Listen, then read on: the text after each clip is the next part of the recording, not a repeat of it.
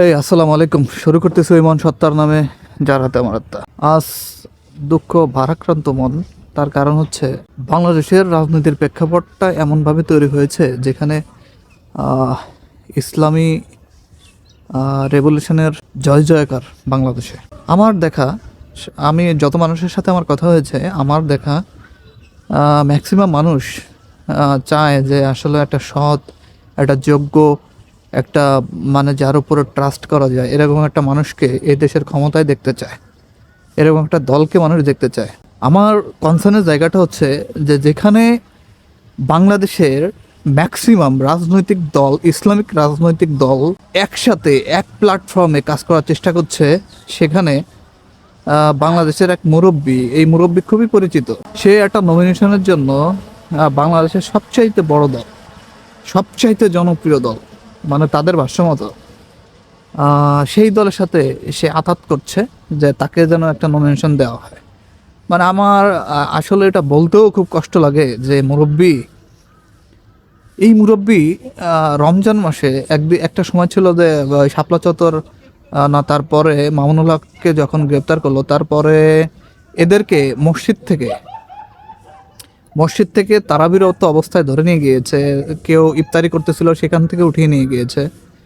তো এই যে মুরব্বী, এই হেফাজতে ইসলামকে বিভক্ত করার জন্য, দুই ভাগ করার জন্য এই মুরব্বীর ভূমিকা কি পরিমাণ সেটা আপনারা আসলে গভীরে না ঢুকলে বুঝতে পারবেন না। এই যে মুরব্বীকে মানুষ এত সম্মান করত, এত রেসপেক্ট করত, সে একটা নমিনেশনের জন্য নিজেকে বিক্রি করে ফেলছে। যেখানে আমার কনসার্নের জায়গাটা, যেখানে মানুষ এখন এই মুহূর্তে বাংলাদেশের মানুষ, প্রত্যেকটা মানুষ, ম্যাক্সিমাম মানুষ চায় যে এখন এই মুহূর্তে ইসলামী শাসনতন্ত্র খুবই প্রয়োজন।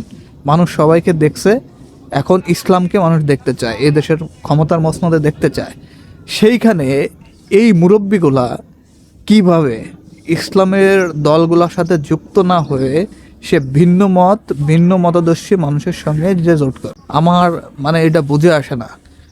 আচ্ছা কাকা, আপনি বা আপনারা কাল কিয়ামতের মাঠে যখন আপনাদেরকে ধরা হবে, নিজেকে তো জান্নাতি মনে করার কোনো কারণ নাই। আপনি তো বুঝতেছেন কি করতেছেন, তাই না? হ্যাঁ, আপনি বুঝতেছেন না আপনি কি করতেছেন?